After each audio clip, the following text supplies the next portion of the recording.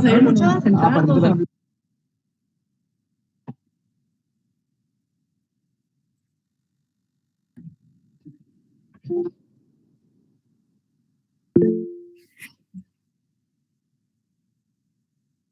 Compañeros, buenas tardes. Vamos a empezar la actividad de hoy. Inicialmente, como lo hemos hecho siempre, vamos a tomar asistencia parcial. Vamos a ver.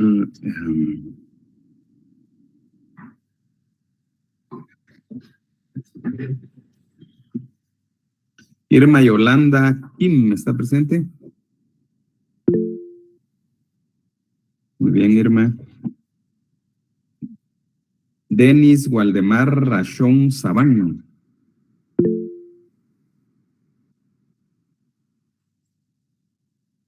Mejli Jason Tomás García. Presente, Lic. Muy bien. Avi Margaret Yulisa Cotzal. Presente, Lic. Muy bien. Paula Raquel García Trujillo.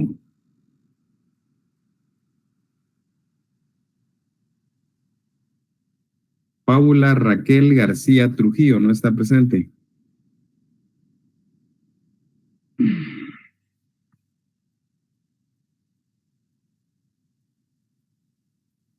Eliab Israel Pérez Marroquín. Presente, licenciado. Muy bien. Telma Lisset Yol Álvarez. Presente, Lic. Buenas tardes. Buenas tardes. Luis Enrique Alay Marroquín. Presente, licenciado. Muy bien. Elda Milena Orellana García.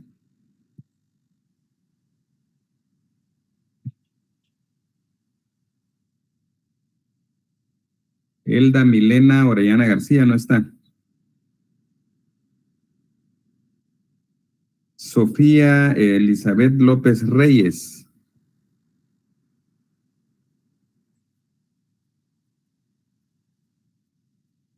Sofía Elizabeth López Reyes. Tampoco. Acá estoy, Lic, presente. Muy bien. Jorge Alejandro Andrade Roca. Presente, licenciado.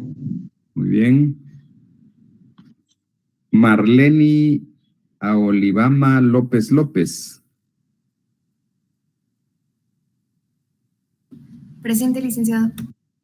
Muy bien. Pedro Andrés Arana Zeta. Muy buena tarde, presente. Buenas tardes. Flor de María Menéndez Mendizábal. Presente, licenciado. Muy bien.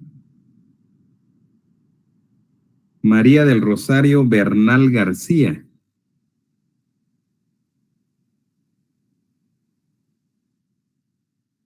María del Rosario Bernal García, ¿no está?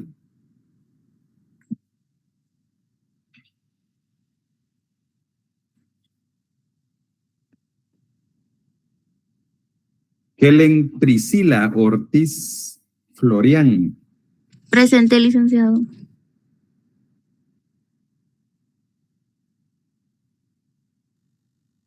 Yessi Andrea Arredondo Pérez. Presente, licenciado. Buenas tardes. Buenas tardes. Alexia Gabriela Navichok Lam. Presente, Lic. Muy bien. Carlos Adolfo Ajuchán Pez. Presente, licenciado.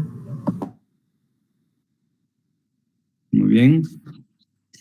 Brenda Noemí Juárez Rodríguez. Muy bien. Elizabeth Alejandra Tagüite Alonso.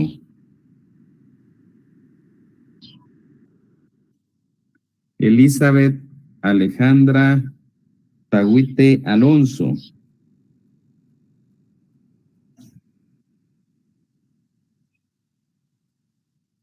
No está esta compañera Tahuite Alonso. Dora Marina Morales Ardón.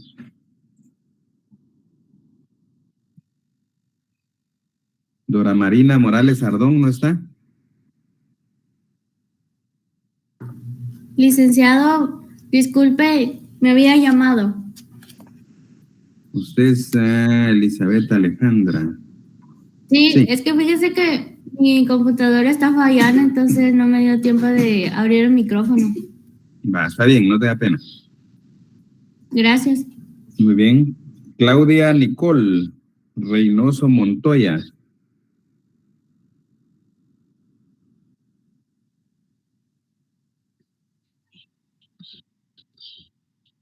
Claudia Nicole, ¿no está?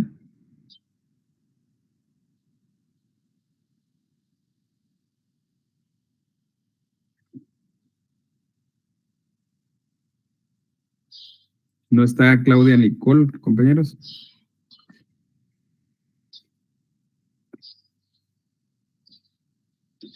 Henry Esteban Meda Castillo. Presente.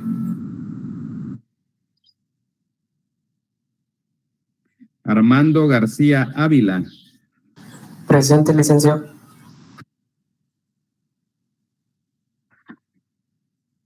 Adela Carolina Ambrosio Pérez. Presente, licenciado. Muy bien.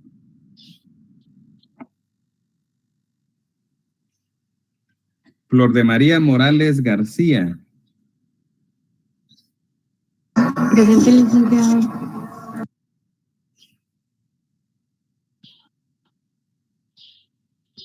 Muy bien. Jennifer Celeste Tuches Chávez.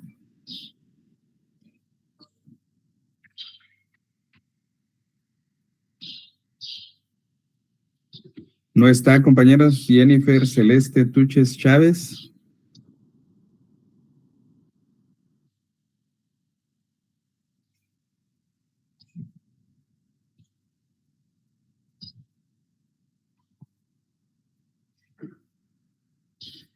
Madeline Dayana Sandoval Ramos. Buenas tardes, licenciado. Presente. Muy bien. Y José Emiliano Hernández Tema. Presente, licenciado. Muy bien. Ashley Fulvia Mayeli de la Cruz Azurdia. Presente, licenciado.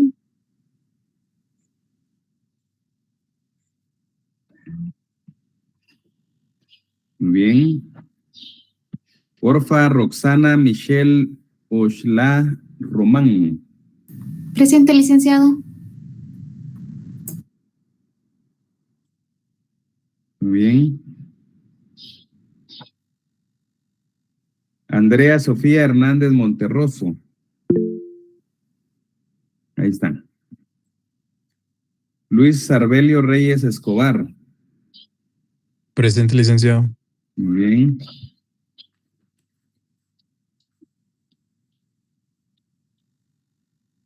Liudomila Caal. Presente, licenciado. Muy bien. Juan Manuel Folgar. Presente, licenciado. Muy bien.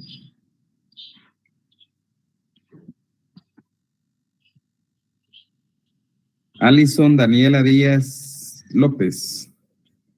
Presente, licenciado. Muy bien. Luis Arilé Castellanos.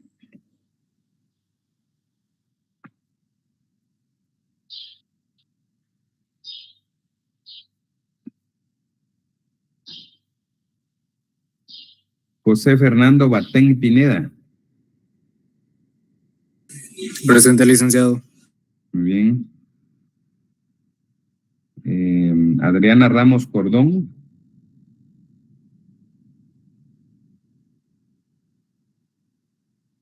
Adriana Ramos Cordón no está.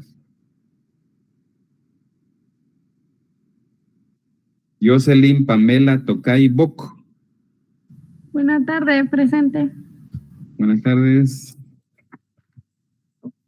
Rodrigo Eduardo González Velázquez. Presente. Muy bien. Dominga Carolina Tolomocosh. Dominga Carolina. Presente, licenciado. Muy bien. Diana Gabriela del Águila Paredes. Diana Gabriela del Águila Paredes. Presente, Lic. Muy bien.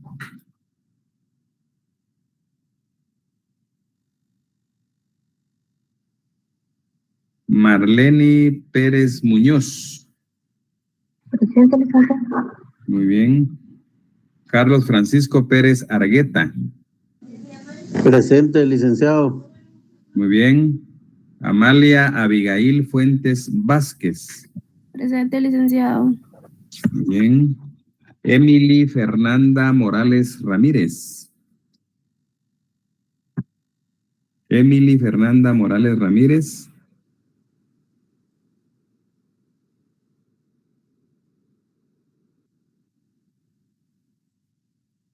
Beverly Desiree Tije Morales. Presente, licenciado. Muy bien. Wendy Janet Ramírez Tagual. Presente, licenciado. Muy bien. Andrei Irani Callejas Ambrosio. Presente, licenciado. Bien. Úrsula Yasmín López Salón. Muy bien.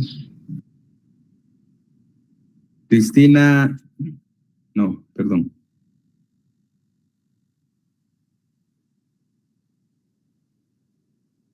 Cristian Alfonso González.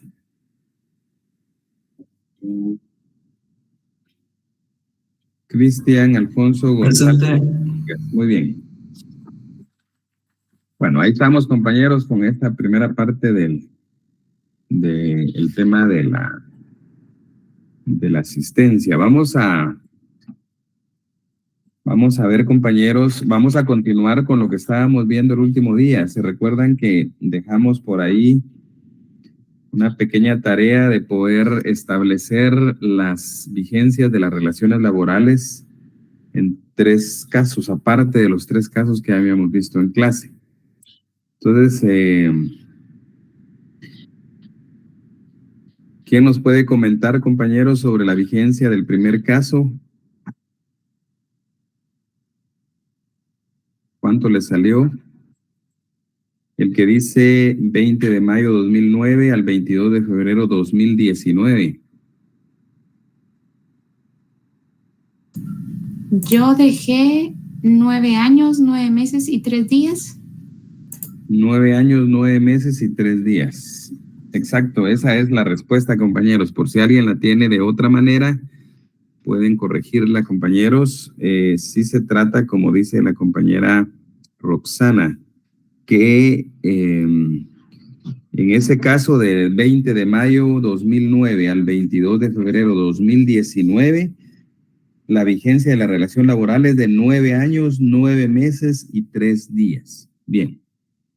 Vamos con el otro.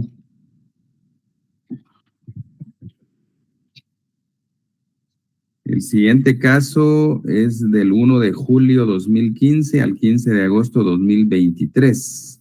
¿Alguien nos puede compartir cuánto le salió, compañeros?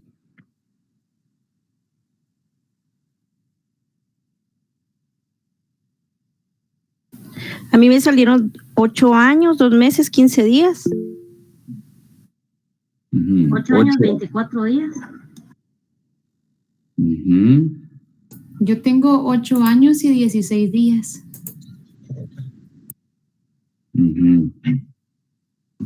Licenciado, yo tengo 8 años y 2 meses exactos.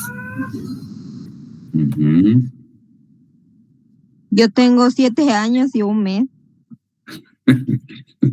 Entonces hay bastante diversidad, ¿va, compañeros? Licenciado, Sí. ¿Usted cuánto le salió, Diego? 8 años, 1 mes y 15 días, más o menos. Sí, 8 años, 1 mes, 15 días, sí, exacto. ¿Alguien más que tenga esa cantidad, compañeros? Yo, licenciado. Andrés, sí. Y Heidi también. Bueno, y hay varios. Sí, efectivamente son 8 años, 1 mes y 15 días. ¿Verdad? Porque fíjense que los 8 años, porque ya dijimos que cuando se empieza a contar desde el día 1 de un mes, como en este caso del 1 de julio de 2015, hay que contar los meses redondos, ¿verdad? Entonces quiere decir que para llegar a 8 años llegaron al 30 de junio 2023, ¿ya? Se empiezan a contar los años porque los años tienen que ir del 1 de julio 2015, el primer año sería el 30 de junio 2016, y así sucesivamente hasta llegar hasta el 30 de junio 2023. Llegado ahí ya tenemos los 8 años, pero es 30 de junio 23, entonces luego viene julio, ¿verdad? Viene todo julio 2023, es un mes completo, y luego los 15 días de agosto, ¿verdad? Porque concluye el 15 de agosto. Entonces estamos bien, compañeros, 8 años, 1 mes, 15 días. Ahora vamos a ver el otro caso. El tercer caso está del 20 de mayo 2021 al 15 de junio 2023. ¿Alguien que nos pueda comentar? A mí me salió 2 años, 1 mes y 4 días.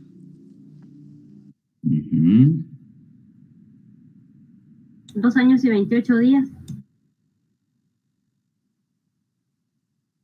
Yo tengo 2 años y 25 días. Yo tengo 2 años y 23 días. 2 años, 26 días.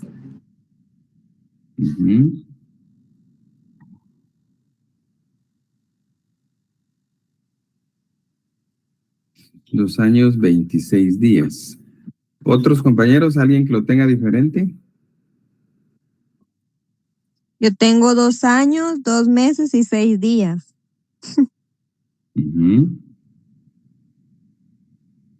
Sí, Heidi tiene 2 años y 27 días. Sí, ese es el cómputo, compañeros, como le salió a Heidi, que me imagino que hay otros compañeros que lo tengan así.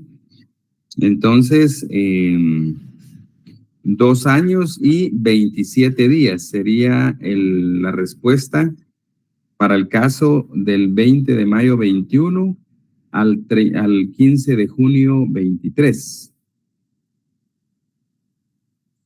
Bien, vamos a continuar, compañeros, con la demanda. Vean ahí su folleto de demanda. Estábamos platicando sobre varios aspectos, ¿verdad? Vamos a ver, lo último que hablamos de las reclamaciones, específicas. Fíjense que hay una prestación que se reclama. Vean su material en la hoja 3. En la hoja 3 dice ajuste salarial.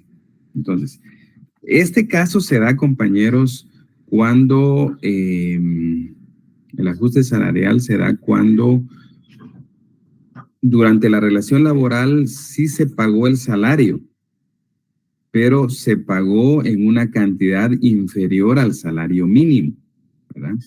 Hay que tomar en cuenta, compañeros, que nosotros, si ustedes lo vieron ya en cursos anteriores, tenemos la figura del salario mínimo, que es un salario mínimo legal, ¿verdad? Es decir, la ley establece el salario mínimo se establece a través de un acuerdo gubernativo emitido por el presidente de la República, ¿verdad? Anualmente, todos los años, como a finales de noviembre normalmente, emite el presidente de la República un acuerdo gubernativo donde se fijan los salarios mínimos.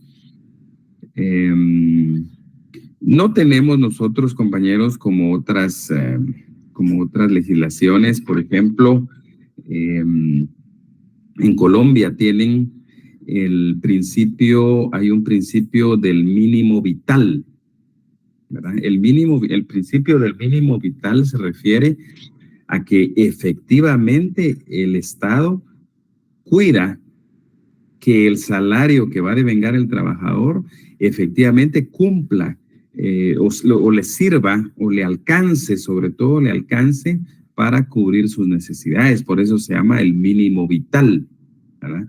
Nosotros no tenemos ese principio en nuestra legislación, solo tenemos la figura del salario mínimo, cuyo hay un procedimiento para establecerlo y que al final pues hay un acuerdo gubernativo ahí. Entonces, si durante la relación laboral el patrono cumplió con su obligación de pagar el salario, pero lo pagó en una cantidad inferior al salario mínimo, entonces surge esta situación que tienen en la página 3, que es un ajuste salarial, ¿verdad?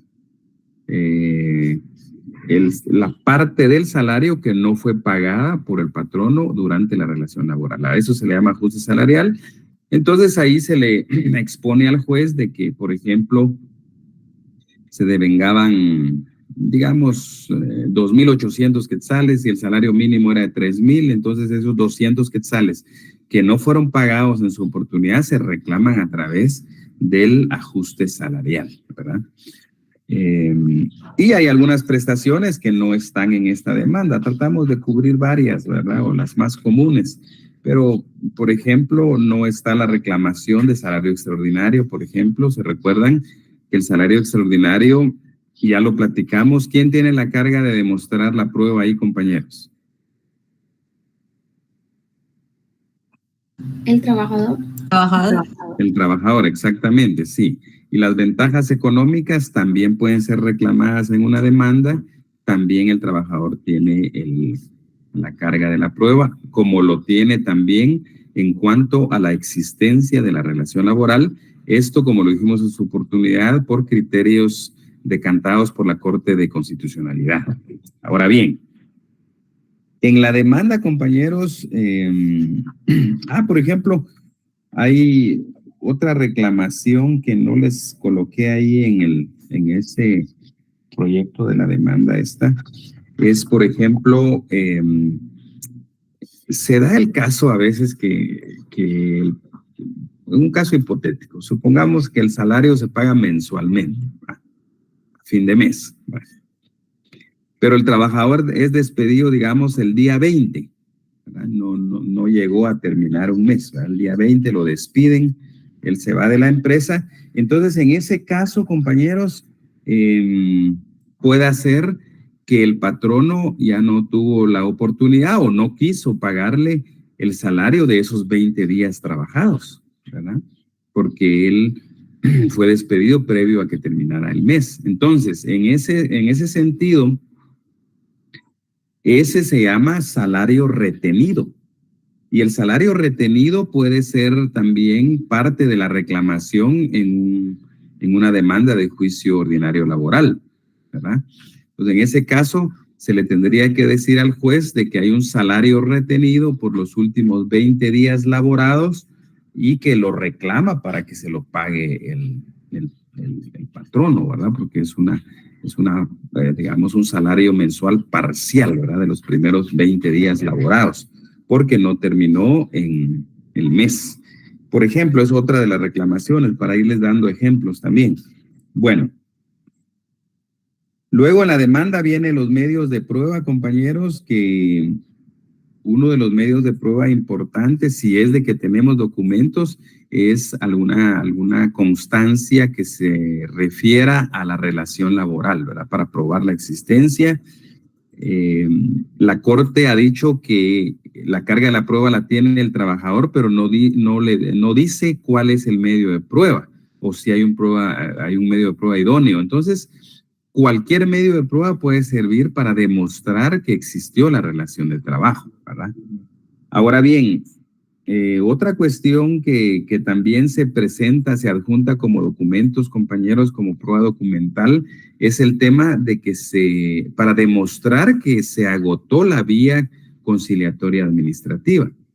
Se recuerdan que si bien es cierto, no es obligatoria agotarla, pero si se agota, hay que demostrar que se agotó por cuestiones del cómputo de los plazos. Si no, la contraparte puede interponer una excepción de prescripción, ¿verdad? Porque usted viene y plantea una demanda varios meses después de que terminó la relación laboral y tanto el juez como la contraparte, no, pues sobre todo el juez no va a saber si agotó una vía administrativa porque no está demostrando que la ha agotado. Entonces, lo que se hace es que se presenta una copia del acta con el cual se inicia o se interrumpe la prescripción y se inicia la vía administrativa, y la copia del acta con la cual se termina, sin importar lo que haya pasado en el ínterin, ¿verdad? Solo cuándo empezó y cuándo terminó. Eso es lo importante que le sirve al juez para ver que sí se agotó una vía administrativa y cuándo se interrumpió la prescripción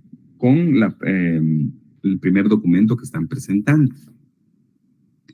En el caso hipotético que les mandé, también hay que recordar de que el derecho no se prueba, es un principio fundamental, ¿verdad? En el derecho, que no hay que probar el derecho, no es objeto de prueba.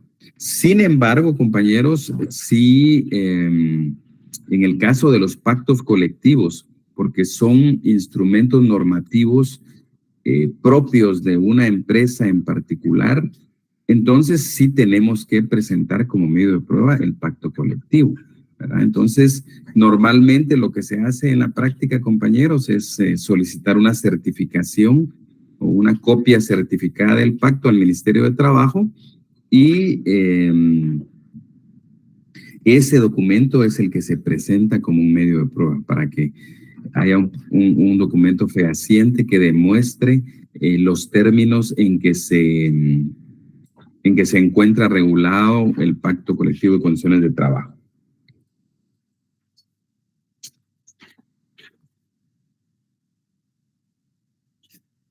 Bien, vamos a salir de esto. Vamos a ver, un último asunto es de que en la parte final, compañeros, se dice que va la firma del actor, la firma de los abogados asesores, y luego se dice que debe adherirse e inutilizarse un timbre forense a cada hoja por cada abogado asesor. Entonces, esto, compañeros, lo que quiero que anoten y que quede muy claro, compañeros, incluso puede ser pregunta de examen, es que qué tipo de impuesto es el timbre forense, ¿verdad? O cuál es su naturaleza.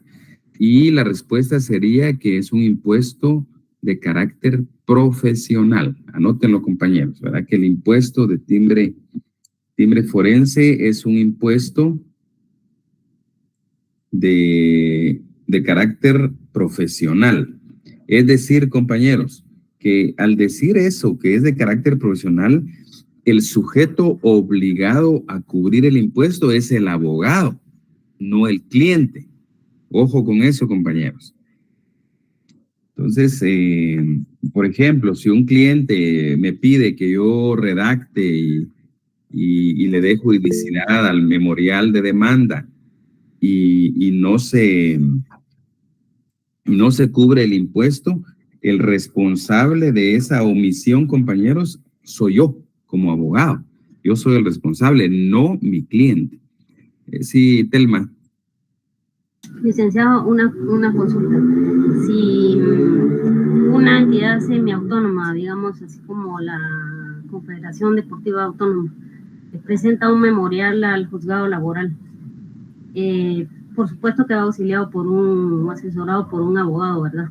Entonces, sí, como el derecho laboral tiene esto de la poca formalidad, digamos, ¿ellos tienen la obligación de presentar de adherir al timbre o no? Mire, el tema del principio poco formalista o de sencillez en el código o en el derecho laboral guatemalteco no puede entenderse como que faculte a omitir un impuesto determinado. Son cosas diferentes, ¿verdad?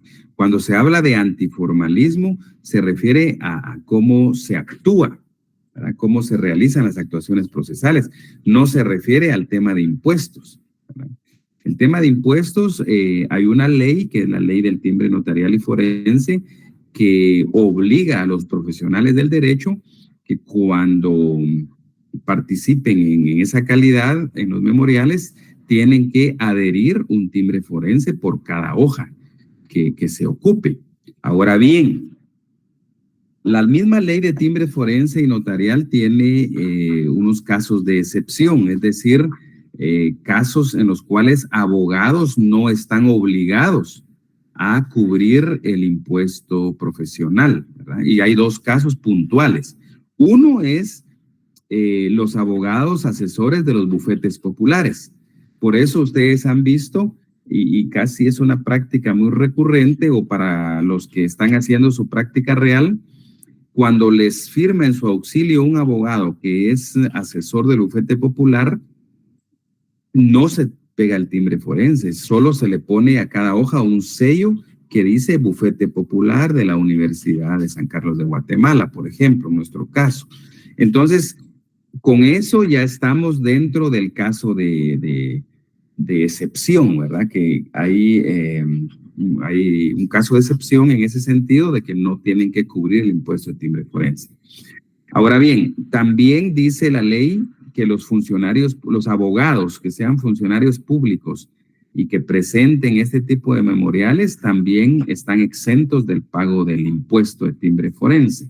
Posiblemente en este caso pudiera encuadrar, aunque habría que analizarlo, el caso que usted menciona, es decir, que los que son abogados, son funcionarios públicos, es decir, están en la administración pública, devengan un salario de parte del Estado, en este caso ellos no cubren el impuesto, ¿verdad? Ellos no cubren. Un claro ejemplo podría ser el abogado que llega de la Procuraduría General de la Nación, por ejemplo, un abogado que actúe en representación del Estado por delegación de PGN, por ejemplo, ellos no cubren el impuesto. Incluso algunas entidades hasta tienen un sellito que dice exento de timbre forense con tal fundamento. Eso lo establece la ley del timbre forense y notarial, ¿verdad?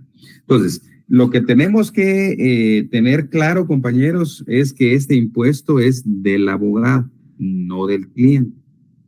Se lo repito, ya se los dije como 2 o 3 veces, porque vamos a hacer un análisis de la normativa que se refiere a esto del timbre forense, porque hace algún tiempo, compañeros, hace algunos años, los tribunales rechazaban cualquier escrito que no llevara adherido los timbres forenses, ¿verdad? Porque la ley, no sé si alguien tiene por ahí su ley de timbre forense y notarial, compañeros. ¿Alguien la tiene por ahí a mano?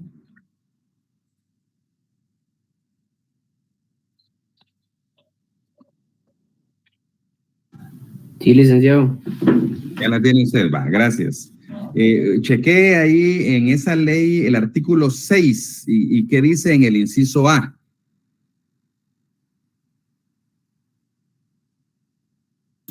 El inciso A declaraba inconstitucional. Excelente. Entonces, esa es una idea importante que tenemos que anotar, compañeros. El artículo 6, inciso A, de la ley del timbre forense y timbre notarial, está derogado por inconstitucionalidad. Eso tenemos que anotar por si en su ley por error estuviera el texto aún, ¿verdad? Eso está derogado. Usted, compañero que encontró eso, ¿tiene el texto ahí o solo tiene la indicación de que ya está derogado? O si tiene el texto, ¿no lo puede leer? No, licenciado, solo dice declarar inconstitucional. Ok. Va, entonces, se los voy a leer yo, compañeros, para que ustedes consideren el hecho de cómo estaba redactado ese inciso, ¿verdad? Es lo que ya está derogado, ¿verdad? Pero se los voy a leer porque para la explicación así vamos comprendiendo de una mejor manera. Este inciso decía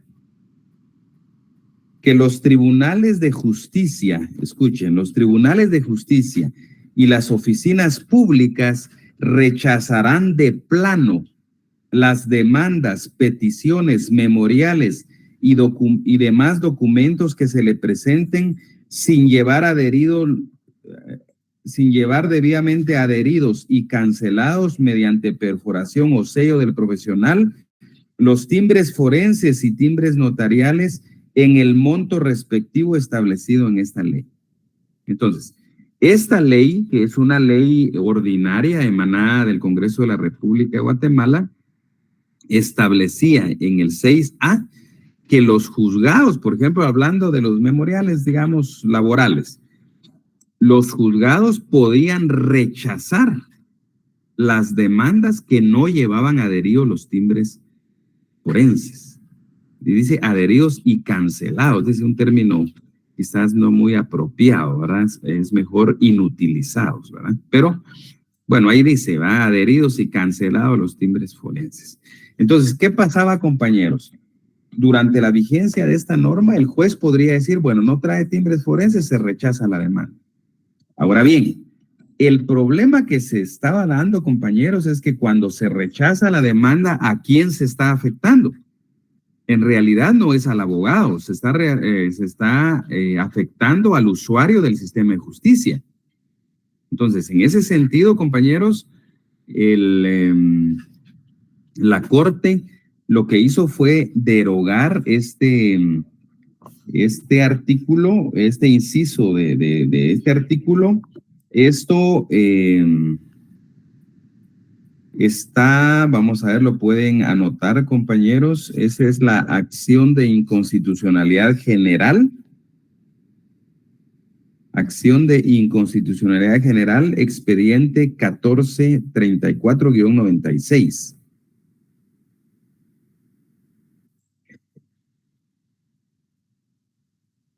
Les voy a leer una parte conducente que es importante para que ustedes puedan tomar en cuenta. Dice, en efecto, dice la Corte de Constitucionalidad, rechazar de plano demandas, escritos y demás peticiones por oficinas públicas y tribunales de justicia por no cumplir con un requisito de índole tributaria que normalmente no pesa sobre los justiciables, es decir, sobre los clientes, sino sobre el profesional que lo patrocina. Contribuye una abierta contravención al artículo 28 y 29 de la Constitución por cuanto condiciona irresponsablemente los derechos de petición y o de libre acceso a las oficinas y entidades del Estado. Entonces, quiere decir, compañeros, que la Corte, en su ratio decidendi, la razón para decidir, la esencia, ¿por qué? ¿Por qué declara inconstitucional? Porque dice que el impuesto es de carácter profesional, es del abogado que patrocina, no del cliente. Y entonces dice aquí que ese rechazo significa una contravención a los derechos de petición y de acceso a las oficinas públicas establecidas en el artículo 28 y 29 constitucional. Ese es realmente el fundamento para decir de que se está afectando. La Corte le llama justiciables, que se refieren a los clientes, a los usuarios del sistema de justicia, que a ellos se les está afectando. Entonces, y no es responsabilidad de ellos, es del abogado, ¿verdad? Vamos a ver, compañera, ¿alguien levantó la mano por ahí? Sí, licenciado, solo si me puede hacer el favor de repetir eso de acción de inconstitucionalidad. Había dicho un número, pero no lo logré apuntar. Disculpe. No tenga pena. Acción de inconstitucionalidad general, expediente 1434, o sea, 1434-96. En ese expediente se dictó la sentencia que declara la inconstitucionalidad. Es una sentencia del 10 de diciembre del 97. 10 de diciembre 1997. Entonces, compañeros, aquí la Corte deja claro que el impuesto es de carácter profesional y rechazar una demanda o cualquier otro escrito en el cual no se hayan adherido los timbres forenses correspondientes implica violentar el derecho de petición y de acceso a las oficinas públicas establecido en el 28 y 29 constitucional. Esa es la idea fundamental, compañeros. Luego, hablemos también de otro momento en donde la Corte de Constitucionalidad entra a conocer también una acción de inconstitucionalidad en contra del artículo 50 del Código Procesal Civil y Mercantil. ¿Alguien tiene por ahí su Código Procesal Civil y Mercantil que nos comparta cómo aparece el artículo 50? En su parte final, en el último párrafo, y si lo puede leer. Si lo leo, licenciado. Por favor. ¿Solo el segundo párrafo? Sí, solo el segundo párrafo. Los escritos que no lleven la firma y el sello del abogado director, así como los timbres forenses, serán rechazados de plano. La Corte de Constitucionalidad, mediante expediente 2706-2005, publicado el 18 de abril de 2006, resolvió con lugar la acción de inconstitucionalidad general parcial de este artículo en la parte que dice así, como los timbres forenses. Muy bien, gracias, compañero.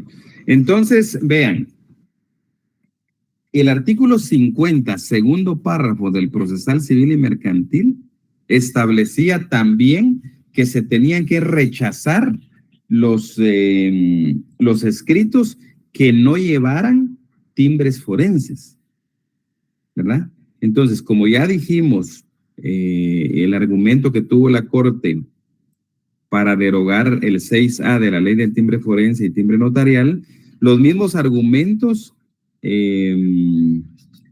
hizo mención cuando dicta la sentencia sobre la inconstitución y declara inconstitucional solo esa frase, compañeros. Entonces, vean, compañeros, hay constitucionalistas que indican que el Tribunal Constitucional se asemeja a un médico, que el médico agarra un bisturí y extirpa del cuerpo la parte que pues no está bien. Entonces lo mismo pasa con el Tribunal Constitucional. El Tribunal Constitucional no puede legislar, no puede darle algún sentido diferente a una norma. Entonces, lo que hace el Tribunal Constitucional es agarrar un bisturí y eliminar del texto de la norma una palabra, una frase, un párrafo. En este caso, elimina una frase. La frase que dice, así como los timbres forenses. Esa parte de la norma queda derogada. Es decir, ni siquiera es un renglón o un párrafo o un artículo completo, sino que es solo la parte que dice, así como los timbres forenses. Por eso la norma actualmente debería leerse de esta manera. Vean ustedes su código, compañeros, si no hagan las anotaciones pertinentes ahí. Dice, estamos hablando del artículo 50 en su último párrafo, dice, debería quedar de esta manera, los escritos que no lleven la firma y el sello del abogado director serán rechazados de plano. Esa es la norma vigente, porque en medio de ese texto, la Corte de Constitucionalidad declara inconstitucional la frase que dice, repito, así como los timbres forenses. Si su versión de código no tiene esa aclaración, póngansela, compañeros, porque esa parte ya está derogada desde el año 2006, que se emitió esta sentencia de la Corte de Constitucionalidad. Bien, entonces, anoten por ahí, si no lo han anotado, que estamos hablando de la inconstitucionalidad general parcial, expediente 2706-2005. Sentencia del 7 de febrero 2006. Sentencia 7 de febrero 2006, que declara inconstitucional esta frase del artículo 50 del Procesal Civil y Mercantil. Ahora bien, esta sentencia, compañeros, tiene, vean, en materia constitucional existen las llamadas sentencias exhortativas. Una sentencia exhortativa, compañeros, es una sentencia que no es una sentencia típica, porque una sentencia normalmente lo que trae como consecuencia es que es de cumplimiento obligatorio. Una sentencia no podemos dejar de cumplir, ¿verdad? Porque si no es coercible, entonces no tendría caso que emitieran una sentencia si no hay que cumplirla, ¿verdad? Sin embargo, hay sentencias atípicas que no conllevan la obligación de cumplirlas, y una de ellas es la sentencia exhortativa. La sentencia exhortativa lo que hace es exhortar al órgano competente del Estado, que en este caso es el Congreso de la República de Guatemala, para que emita una norma en atención a ciertas circunstancias. En este caso, en atención a que fue derogado parte de un artículo. Les voy a leer lo que la Corte le dice al Congreso en esta sentencia. Dice, esta Corte, la Corte de Constitucionalidad, dice, exhorta al Congreso de la República a efecto de regular que la presentación de un escrito ante las referidas autoridades del ramo civil y mercantil, sin llevar adheridos los timbres forenses correspondientes, debe motivar que dicha autoridad solicite la subsanación de tal defecto. Ello se propone para evitar que se produzca una laguna legal y contribuir que efectivamente se cumpla con lo regulado en el inciso 1 del artículo 3 de la citada ley. Si bien el artículo 8 de la citada ley crea el referido impuesto, estamos hablando del impuesto de timbres forense y notarial. Establece que el Colegio de Abogados y Notarios de Guatemala tiene acción directa contra los responsables del pago del timbre forense, notarial y forense cuando se hubiere omitido total o parcialmente su pago. Lo ideal es que exista una disposición legal que norme lo relativo a la subsanación del defecto, pues emprender tales acciones contra un elevado número de profesionales del derecho sería una misión sumamente difícil, engorrosa y onerosa. Por ello es dable regular condiciones que faciliten la recaudación de los timbres forenses.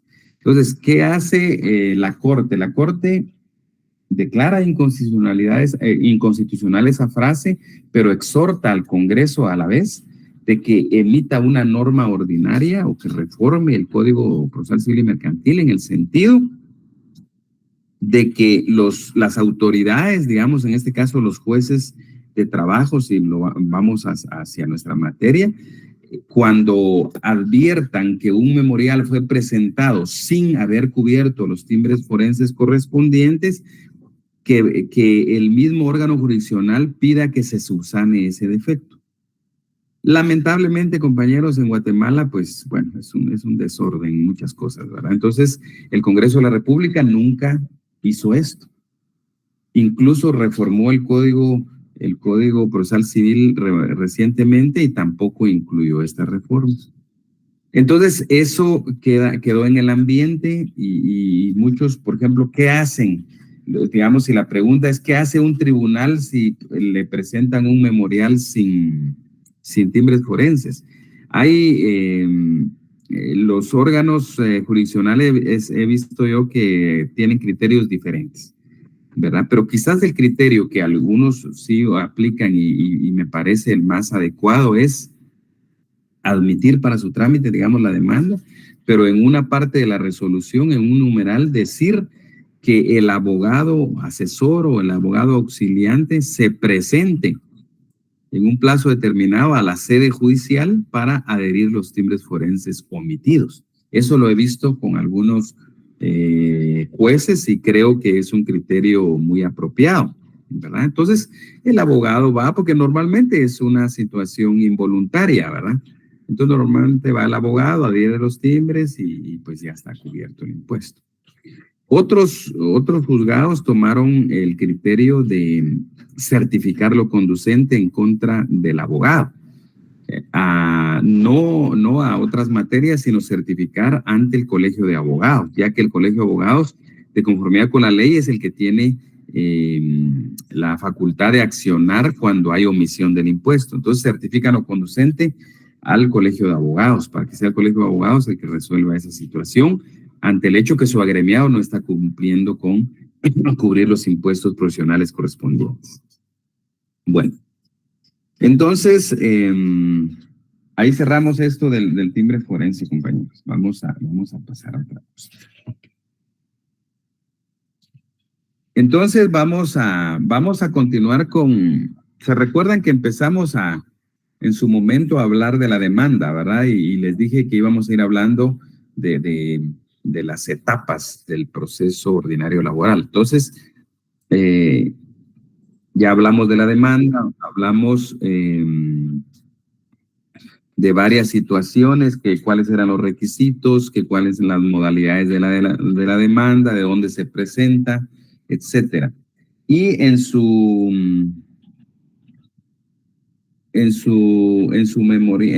material, compañeros, hay una resolución también de admisión para su trámite. Ese es un modelo en donde una vez presentada para su trámite, compañeros, la demanda, ya dijimos que se presenta ante el Centro de Servicios Auxiliares de la Administración de Justicia Laboral, eso ya lo dijimos la vez pasada. Ellos lo remiten al juzgado pluripersonal de trabajo y previsión social para la admisión de demandas, ¿verdad? Y de ahí, ese juzgado es el que califica la demanda y emite la primera resolución que la tienen ustedes en su material, ¿verdad? Que les mandé. Ahí está la demanda, hay un memorial de ampliación y modificación de demanda y hay una primera resolución. Básicamente, una vez presentada la demanda y calificada, compañeros, por supuesto que eso pasa en el departamento de Guatemala, porque, por ejemplo, en un departamento del interior del país, pues solo se presenta directamente ante el juzgado y el juzgado emite la resolución.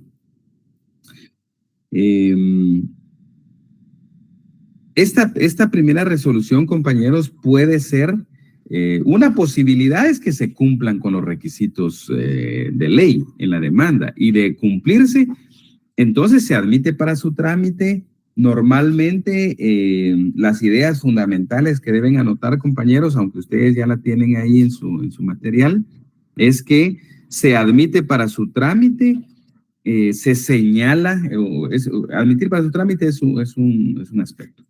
Luego se señala día y hora para el juicio oral, ¿verdad? Es otro aspecto importantísimo, que se señala ya el día y hora en que deben comparecer las partes. Se previene a las partes que se presenten con sus medios de prueba. Ya se recuerdan que vimos el 335 que exige que deben presentarse las partes con sus medios de prueba. Entonces se previene a las partes que se presenten con sus medios de prueba. Otra cuestión importante es que se apercibe que el que no comparezca pues se seguirá en rebeldía. Es una figura importante, ¿verdad, compañeros? La rebeldía.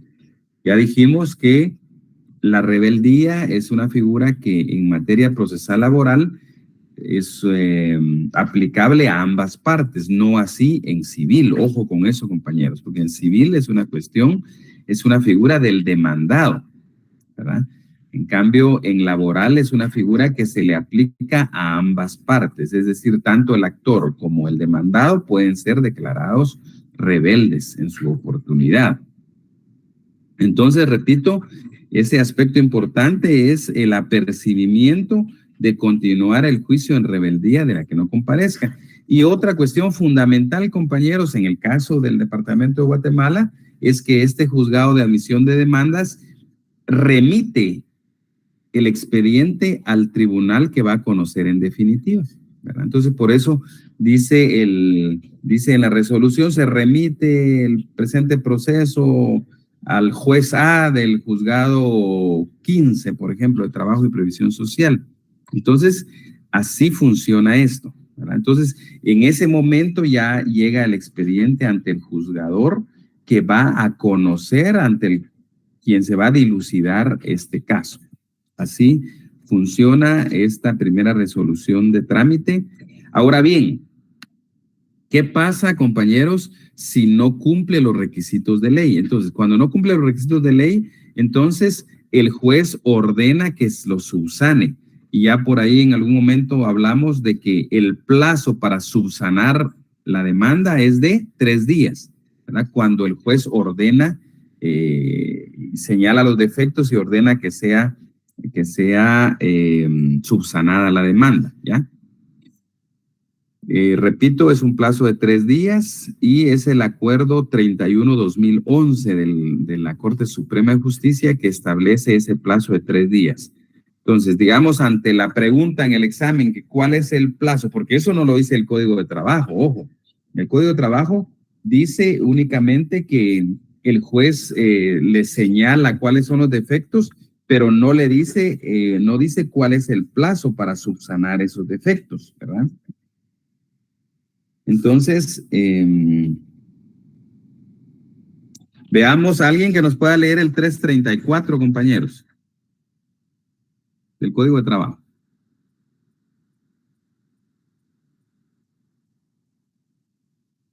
Yo, licenciado. Muy bien, Carla, por favor.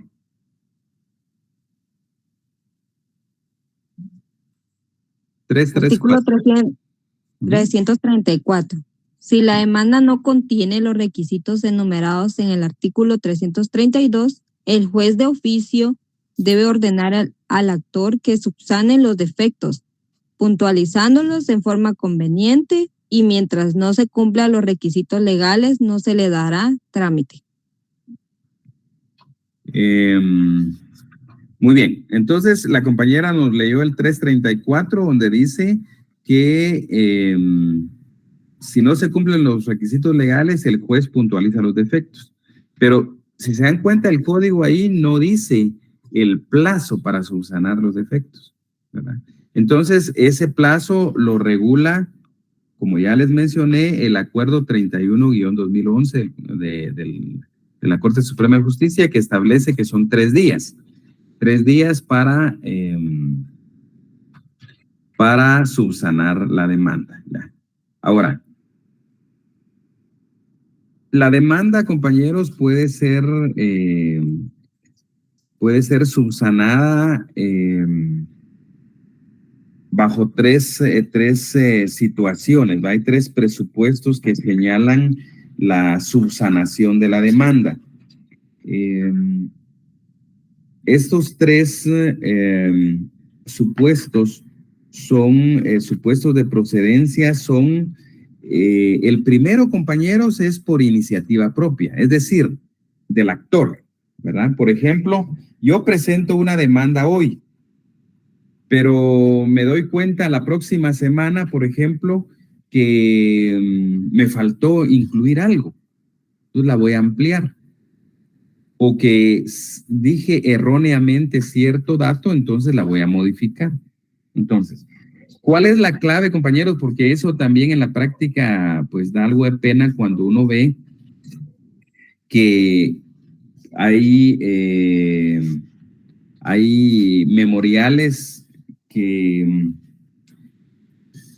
le llaman modificación cuando es ampliación o a la inversa, y es algo tan sencillo, compañeros.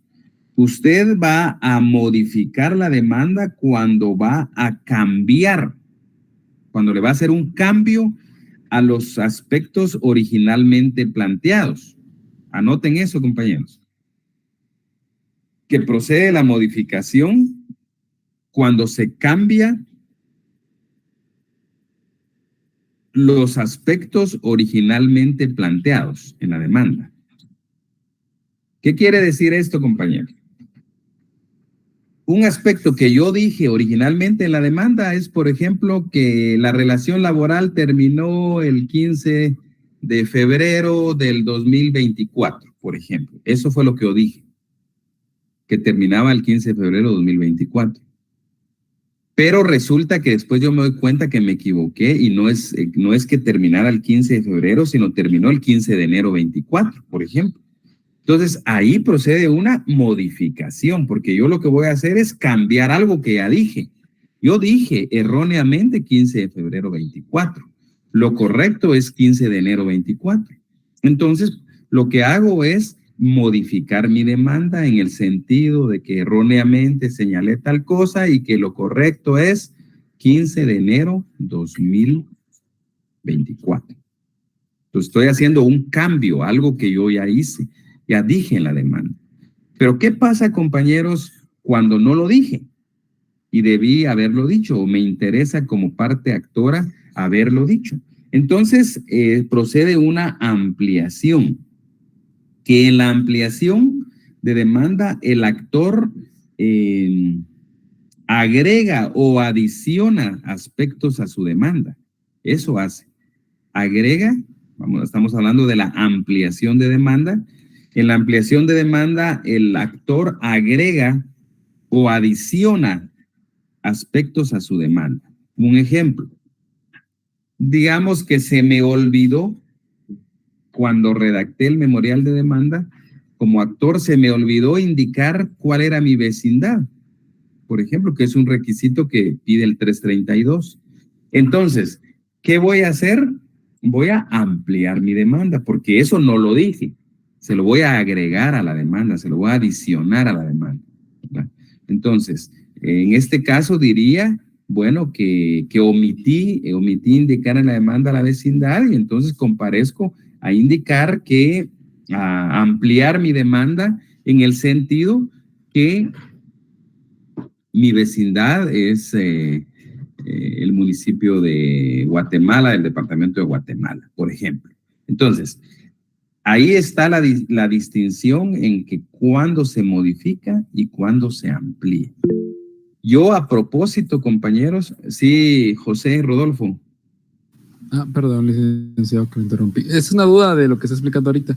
Sí, dígame, qué pena. Entonces, para poner un ejemplo, imaginémonos que yo quiero poner a un medio de prueba, pero en la modificación sería que yo, por ejemplo, puse uno que no era o algo que no iba y yo para cambiarlo por otro, ahí lo modificaría, pero si no lo pusiera, sería una ampliación. Sí, exacto. Así funciona, ¿verdad? Si usted se le olvidó, digamos, indicar u omitió algo en su demanda y lo quiere agregar o adicionar, entonces procede una ampliación.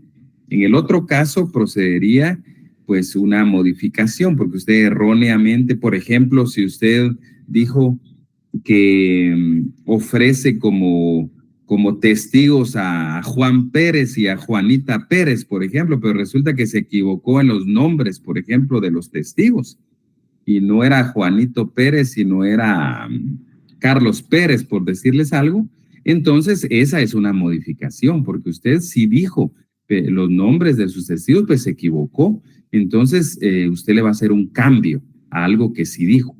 Entonces, ahora bien, este tema de ampliar o modificar la demanda, que es la subsanación de la demanda, hay tres supuestos por los cuales procede esta subsanación. Una, que es la que ya les dije, número uno, vayan anotándolo hoy, compañeros, como supuestos de procedencia de la subsanación de demanda.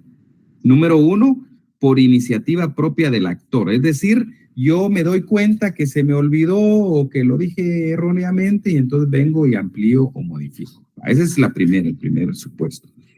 El otro supuesto es cuando el juez, al emitir su resolución, le señala al actor los defectos y los cuales tienen que ser subsanados. Esa es la segunda posibilidad, ¿verdad? Que es una resolución judicial en la cual el juez puntualiza defectos y pide que sean subsanados. Luego, la última posibilidad, compañeros, que estas primeras dos ya las habíamos comentado y era solo de puntualizar aquí en esta parte ese caso 1 y 2. Pero el tercer caso, compañeros, es cuando hay una resolución judicial que declare con lugar la excepción de demanda defectuosa porque se han incumplido los requisitos de la demanda, ¿verdad?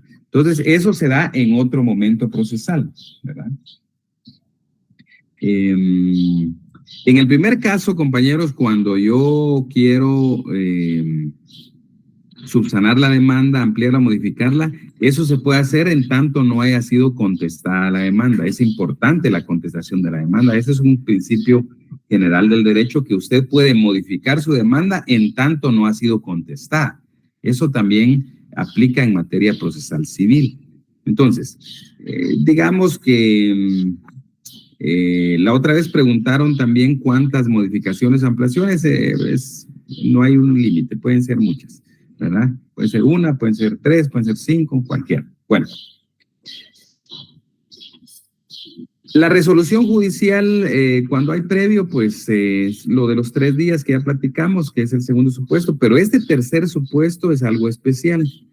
Esto se da ya en la secuela del proceso, cuando el demandado, como uno de los medios de defensa, interpone la excepción dilatoria de demanda defectuosa.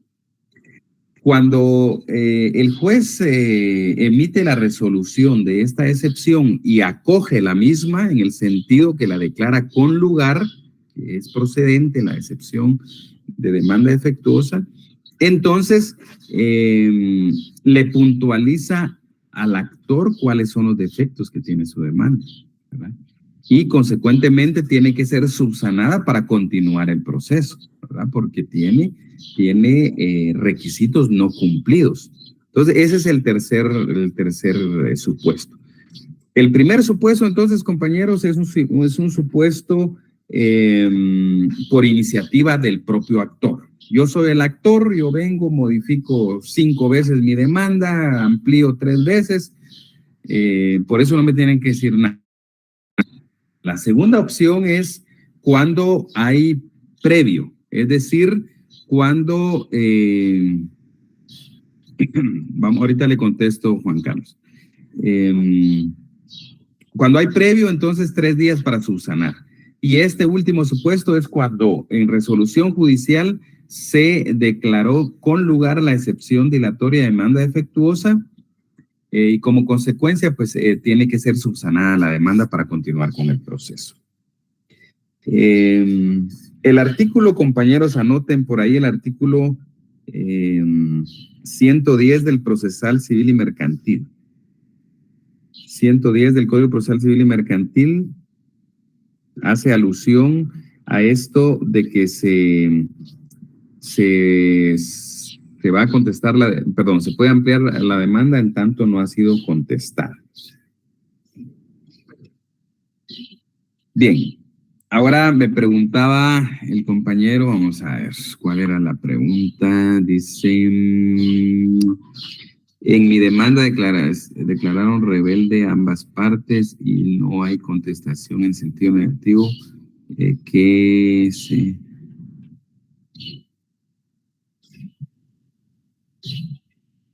Bueno, vean, ya dijimos, compañeros, que la parte de conformidad con el 335 del Código de Trabajo, la parte que no comparezca a la primera audiencia, se sigue el juicio en su rebeldía. Puede ser uno o pueden ser hasta los 2.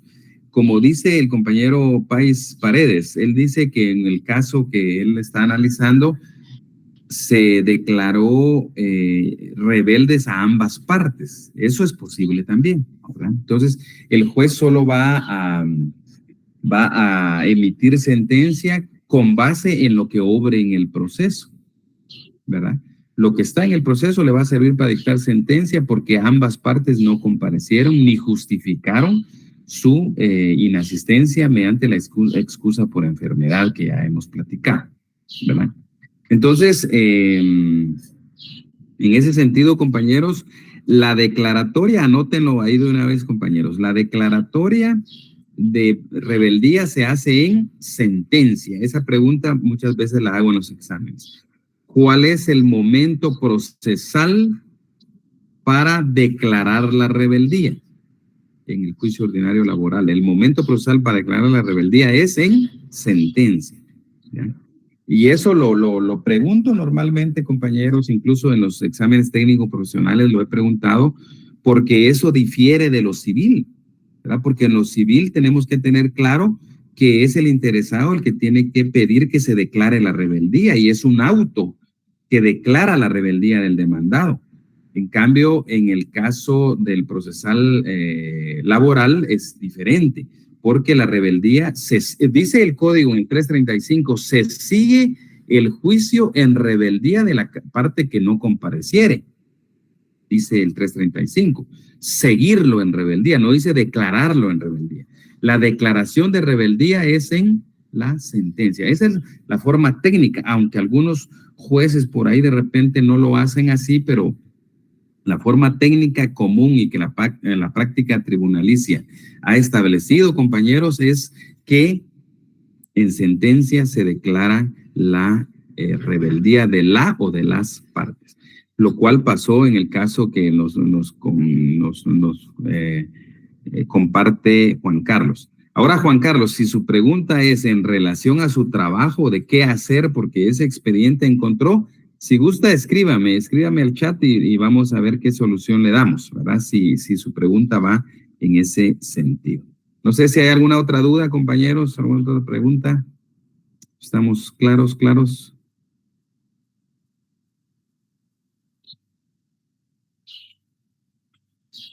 Bien, entonces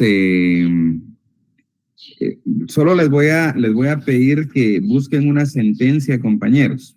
Les voy a decir cuál sentencia es. Permítanme.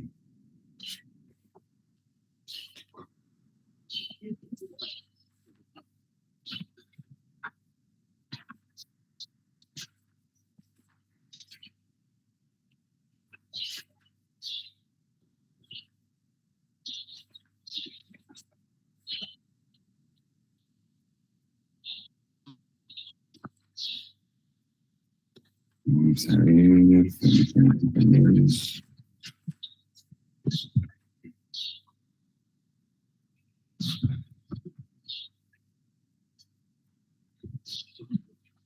Vean, consigan en el portal electrónico de la Corte de Constitucionalidad la sentencia de fecha 27 de enero 2009. Sentencia 27 enero 2009. Expediente de apelación de sentencia número. Expediente de apelación de sentencia de amparo 3733-2008. Repito, el expediente es 3733-2008. 3733-2008. Es una sentencia de apelación de amparo.